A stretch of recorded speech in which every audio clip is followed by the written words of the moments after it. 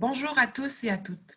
Nous vous remercions de participer en si grand nombre à ce webinaire intitulé « Avec la chaîne de blocs, imaginons le Québec de demain ». J'ai la chance de vous présenter notre conférencière qui saura piquer votre curiosité, j'en suis certaine. Charlène Bouchard est notaire et professeure titulaire à la Faculté de droit de l'Université Laval depuis 1998.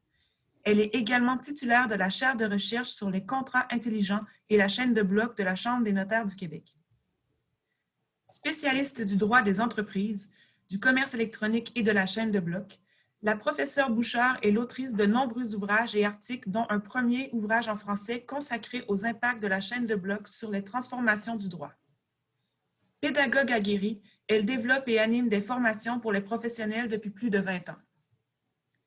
Pionnière sur la réflexion entourant la chaîne de blocs au Québec, elle est membre du comité directeur du Livre blanc sur les registres distribués et la chaîne de blocs au Québec, du conseil d'administration de l'Institut de gouvernance numérique et elle est responsable du nanoprogramme sur les chaînes de blocs de l'Université Laval. Elle a créé un groupe d'étudiants en pensée blockchain, un site Internet dont l'objectif est de faire connaître cette technologie émergente et de favoriser son acceptation sociale. Comme vous pouvez le constater, Madame Bouchard n'en est pas à ses premières armes et elle connaît les différentes réalités liées à la chaîne de blocs. Je laisse donc sans plus tarder la parole à Madame Bouchard. Merci Madame Carrier. Donc bonjour tout le monde, je vais partager mon écran. Donc, écoutez, je remercie la Faculté de droit, je remercie l'Université Laval de me donner l'occasion de vous accueillir ce matin et de vous laisser entrer virtuellement, évidemment, COVID oblige. Donc, afin d'avoir l'occasion de vous faire découvrir, si c'est un premier contact avec la chaîne de blocs, ou encore d'approfondir vos connaissances sur la chaîne de blocs pour que vous puissiez bien saisir tout le potentiel, toutes les opportunités pour votre organisation, que vous soyez des professionnels ou encore des décideurs. J'aurai l'occasion à la fin du webinaire de vous dire quelques mots sur le tout nouveau programme sur la chaîne de blocs, le nanoprogramme, qui est une formation stratégique unique au Québec. C'est une formation qui est multidisciplinaire et qui vous permet de vous initier à la nouvelle technologie et d'identifier concrètement par un projet dans votre milieu, donc qui est vraiment centré sur votre entreprise, les impacts et la valeur à court et à moyen terme de la chaîne de blocs au sein de votre organisation. Donc, la thématique du webinaire de ce matin, elle s'inscrit en ligne directe avec le livre blanc qui a été produit par l'Institut de gouvernance numérique en novembre 2019 et au terme duquel les auteurs arrivent à la conclusion que l'une des premières portes d'entrée pour tester l'usage de la technologie serait dans la relation entre l'État avec les citoyens. Donc, la chaîne de blocs, en raison de ses caractéristiques, elle offre de nouvelles possibilités pour les citoyens de participer aux décisions collectives. C'est un peu une réponse au cynisme ambiant, donc dans un contexte d'empowerment. Donc, voilà pourquoi je me suis d'abord réjouie, mais vraiment réjouie lorsque j'ai appris que Québec entendait blinder ses registres numériques en utilisant la technologie de la chaîne de blocs. Bien que surprise, je l'avouerai qu'il est déjà choisi la technologie qu'il allait utiliser dans le cadre d'une réforme d'une telle ampleur avant d'avoir consulté la population, j'ai par la suite été encore beaucoup plus interpellée par le fait que Québec parle d'un projet où nos données personnelles seraient stockées, donc centralisées dans un serveur de l'État, alors que la chaîne de blocs est une technologie par essence décentralisée. Donc, d'où le sujet et la thématique de la présentation du webinaire de ce matin. Donc, l'identité numérique, vous l'avez sur la diapositive devant vous. Donc, dans un premier temps, on verra ce qu'on entend, enfin, ce qu'on nous a proposé comme plus gros chantier de l'histoire du Québec. On s'arrêtera par la suite au b.a.-ba de la chaîne de blocs. On verra finalement les liens qu'on doit faire entre chaîne de blocs et identité numérique. Et je vous dirai quelques mots finalement pour terminer sur le nanoprogramme, donc l'offre de service là, qui vous est proposée par l'Université Laval. Donc, sans plus tarder, on débute l'identité numérique, donc le plus gros chantier informatique de l'histoire. Au début de l'été, Le gouvernement Legault, par la voix du ministère, annonçait donc le plus gros chantier informatique de l'histoire, annonce qui coïncidait avec la fin de la première vague de la COVID. Question peut-être de nous encourager, bien qu'on puisse se demander aujourd'hui si après la seconde vague, il restera suffisamment d'argent dans les coffres du gouvernement pour un projet d'une telle ampleur. On parle évidemment de milliards de dollars. Donc avec ce projet sur l'identité numérique, le gouvernement propose de devenir le gardien de nos données personnelles en fournissant à chaque citoyen du Québec sa propre identité numérique, nous permettant donc d'accéder à tous les services de l'État, dossier fiscal, permis de conduire, assurance maladie, etc., et même à des services privés, des jardins, dans l'actualité on le voit, suite à la fuite de données, est intéressé par le projet. Donc, une telle identité numérique, si elle voit le jour, évitera évidemment aux citoyens d'avoir à retenir des dizaines de mots de passe, à détenir des portefeuilles de jeux de cartes. Donc, ce sont évidemment des objectifs louables. Donc, ce sont des objectifs qui ont pour but de faciliter en premier lieu l'accès aux services publics, mais surtout de réduire donc les risques de fraude d'identité. Évidemment, c'est un avantage notable si on le compare à notre très vulnérable numéro d'assurance sociale canadien. N'empêche, et c'est ce sur quoi je veux insister, il s'agit d'un projet qui est extrêmement ambitieux, qui s'évalue, comme je l'ai mentionné tout à l'heure, en milliards de dollars, donc c'est du sérieux. L'analyse coût-bénéfice devra être probante et qui serait basée sur la chaîne de blocs, selon ce qui nous est annoncé. Mais qu'est-ce que la chaîne de blocs? Donc, on va prendre quelques petites minutes pour s'arrêter sur cette nouvelle technologie. Eh bien, en maîtrisant à la fois la technologie des registres distribués, dont fait partie la chaîne de blocs, le big data et l'intelligence artificielle, eh bien, je pense que Québec pourrait fonder son économie sur les 3 piliers de cette ère numérique et renforcer ainsi sa position de pôle stratégique. La chaîne de blocs devrait, selon moi, être perçue par nos leaders comme une clé importante de la révolution numérique. Vous allez voir pourquoi dans les prochaines minutes. Donc, la chaîne de blocs, c'est une alternative au tiers de confiance. C'est une technologie donc de stockage et de transmission d'informations qui fonctionne sans organe central de contrôle. C'est une technologie qui contient l'historique de tous les échanges effectués entre les utilisateurs depuis sa création et c'est une technologie donc qui est sécurisée et partagée par ses utilisateurs qui opèrent sous des pseudonymes. Donc, avec la chaîne de blocs, plutôt que de remettre notre confiance entre les mains d'un intermédiaire, une banque, par exemple, une institution financière, un courtier, un agent, eh bien, on remettra notre confiance entre les mains d'une technologie qui nous fait des promesses de sécurité. Donc, si on fait un petit retour en arrière, on constate que de tout temps, les entrepôts ont existé, ils n'ont fait en réalité que se transformer. Donc, je vous présente 3 stades d'évolution. Donc, dans un premier temps, à une certaine époque, certains s'en rappelleront certainement parmi vous, eh bien, les bâtiments, les institutions financières, nos coffres-forts étaient gardés par des agents de sécurité, personnes physiques. Donc, à cette époque, on remettait notre confiance entre les mains d'un tiers de confiance, personne physique. Deuxième stade d'évolution, plus récemment, le support a changé.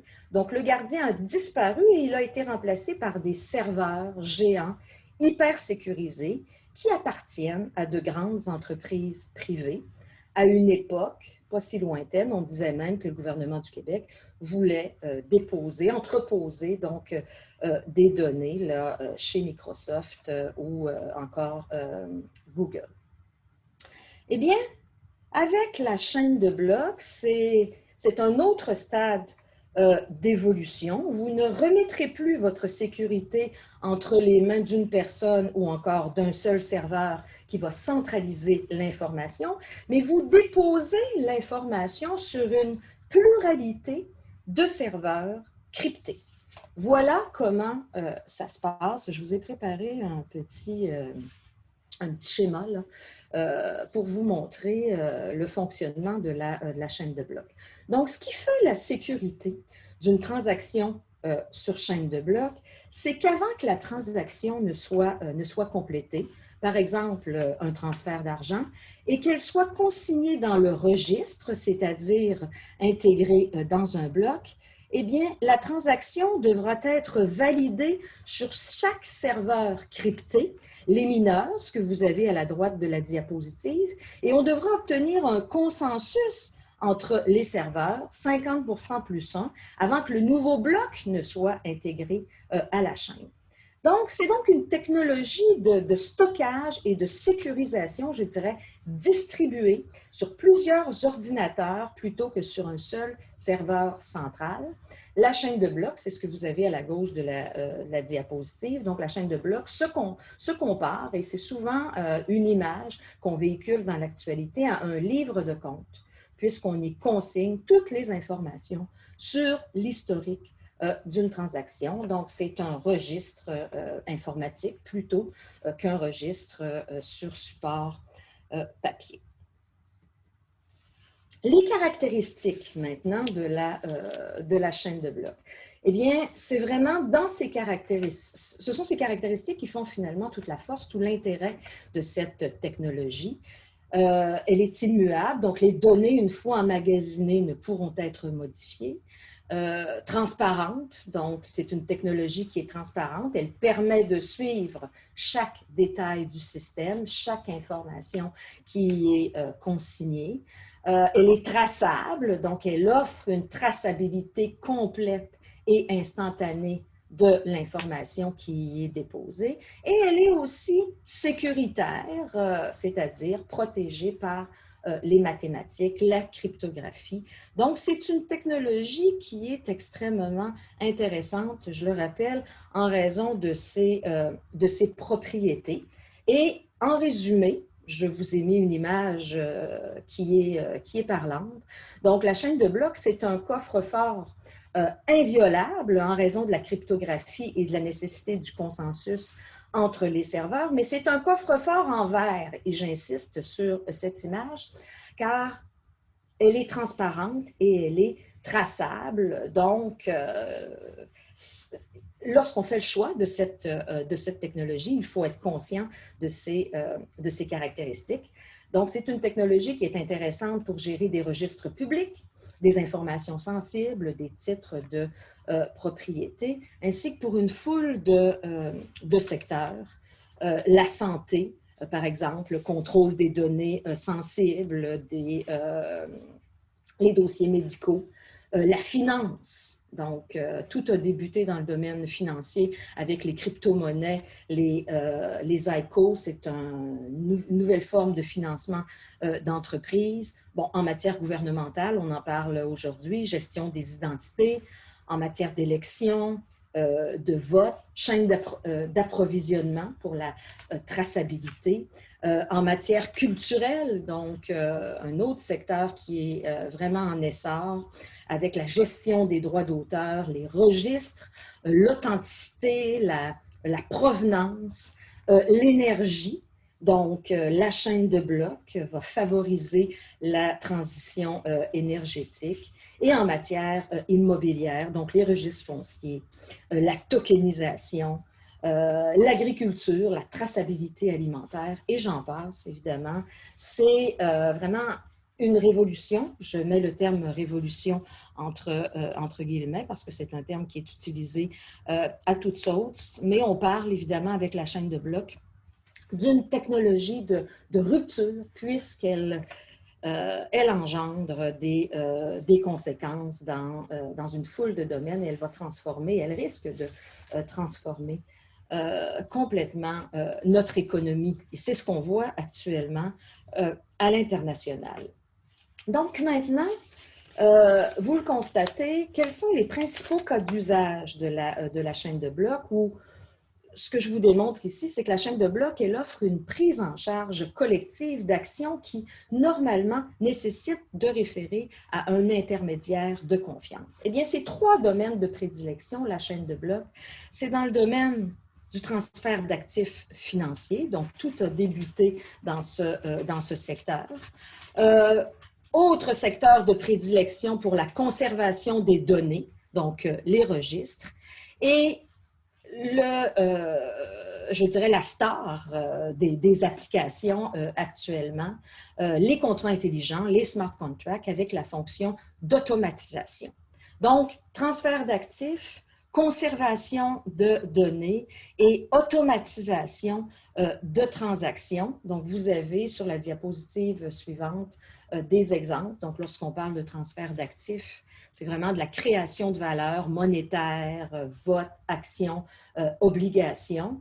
Lorsqu'on parle de conservation des données, eh bien, on peut penser au remplacement potentiel des registres publics, le registre foncier, le registre des droits personnels et réels mobiliers, le registre des entreprises.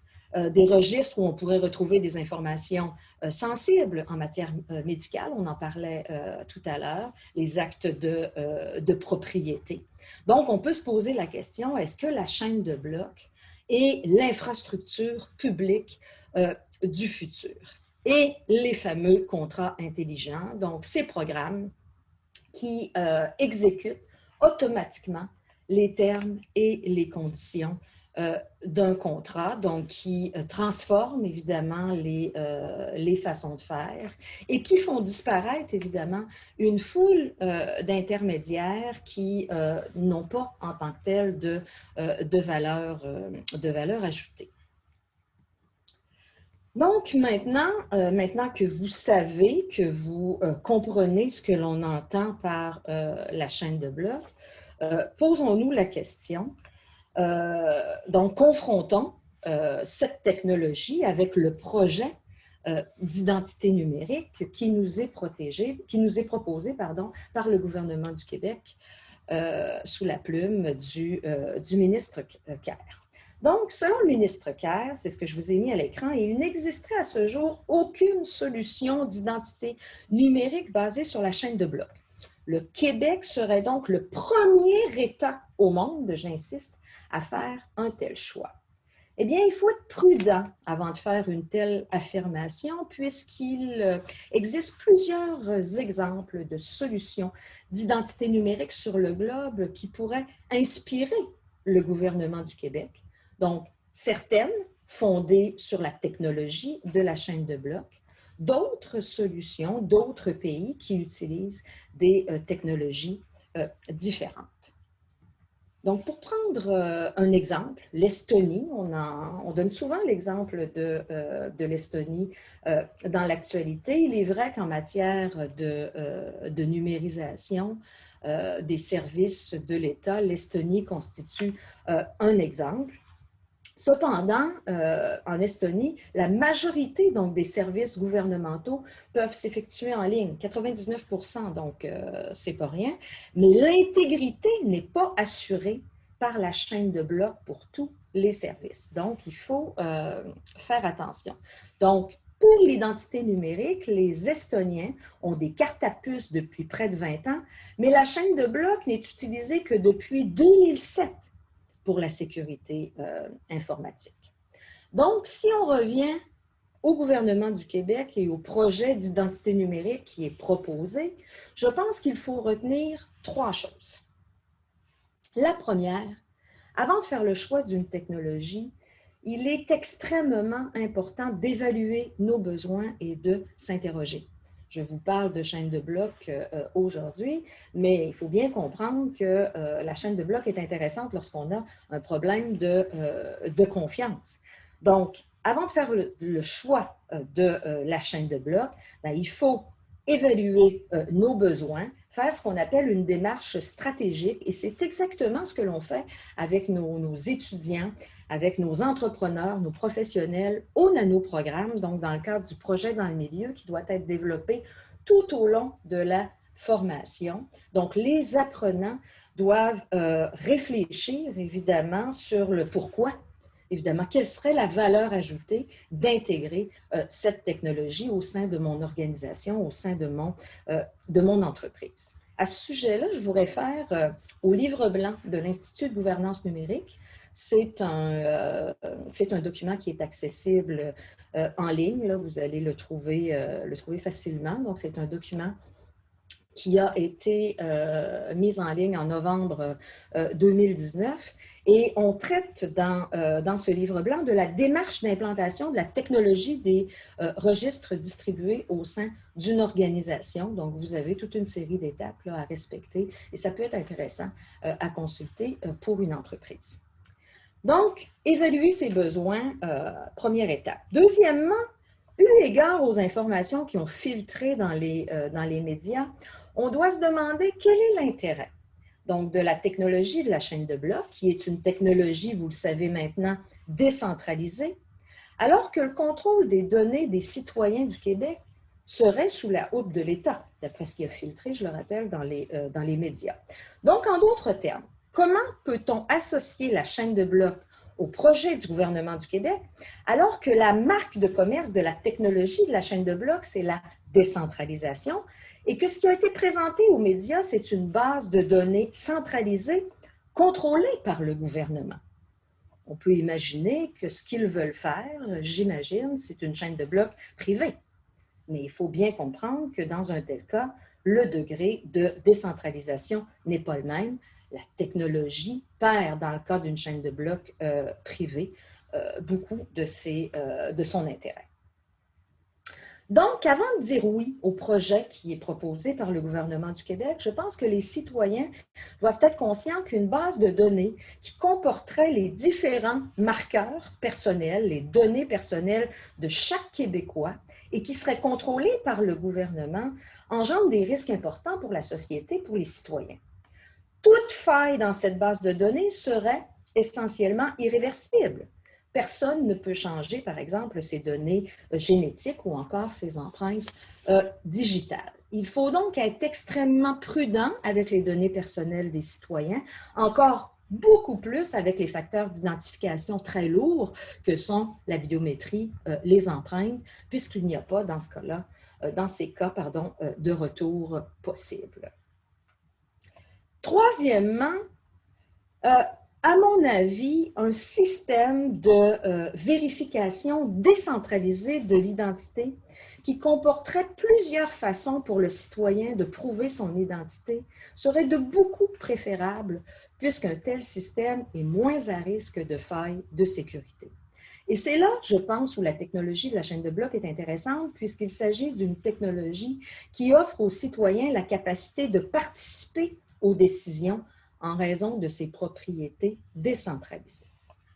Donc, voilà pourquoi je pense que les prototypes d'identité auto-souveraine qui sont fondés sur les registres distribués, la chaîne de blocs est une forme de registre distribué, devraient, à mon sens, être explorés par les autorités gouvernementales avant toute autre voie ou avec toute autre voie. Donc, l'objectif d'une identité numérique auto-souveraine, c'est de partager de l'information de façon sécuritaire et décentralisée, c'est-à-dire le citoyen ne va partager que ce qu'il veut partager et seulement à qui il veut le partager. Donc, de l'identité numérique auto-souveraine évite, évidemment, ou à tout le moins diminue le piratage de données entre les institutions et entre les ministères. Donc, je pense que c'est une opportunité, un projet comme celui-là, de transformer le rôle de l'État qui est actuellement articulé en régime pyramidal. Je ne crois pas que ce soit le rôle de l'État de constituer et de gérer des registres de données comme le projet qui nous a été proposé en juin dernier. Il existe à l'international des tables de concertation où des standards d'identité auto-souveraine sont discutés et le gouvernement du Québec devrait y participer et se concerter avec le fédéral parce que, en l'espèce, il y a une question de partage des compétences et ne pas chercher, à mon avis, à tout prix à être le premier en introduisant des solutions complètement inadapté. Donc, le Québec devrait, à mon sens, participer à des projets d'identité numérique auto-souveraine. Cela fait partie, à mon sens, de sa mission de soutenir de tels projets et non pas de laisser toute la place à des entreprises privées. Et je pense, entre autres, aux géants du Web. Eh bien, en conclusion, permettez-moi de vous dire quelques mots sur le nanoprogramme sur la chaîne de blocs. Comme je vous l'ai mentionné en introduction, c'est un tout nouveau programme unique qui n'a absolument rien à envier aux formations qu'on retrouve, par exemple, dans les universités américaines. Lorsque ce programme a été construit de façon concertée, je vous avouerai qu'on a consulté là, tout ce qui se faisait sur le globe. Qu'est-ce que c'est un nanoprogramme? L'Université Laval a même fait breveter le terme nanoprogramme. Eh bien, un nanoprogramme a une portée dynamique et un caractère novateur d'un apprentissage actif qui incorpore du réseautage et du coaching. Donc, c'est vraiment un produit unique en petits groupes qui a pour but, évidemment, d'élargir les compétences des apprenants et de saisir une opportunité de carrière.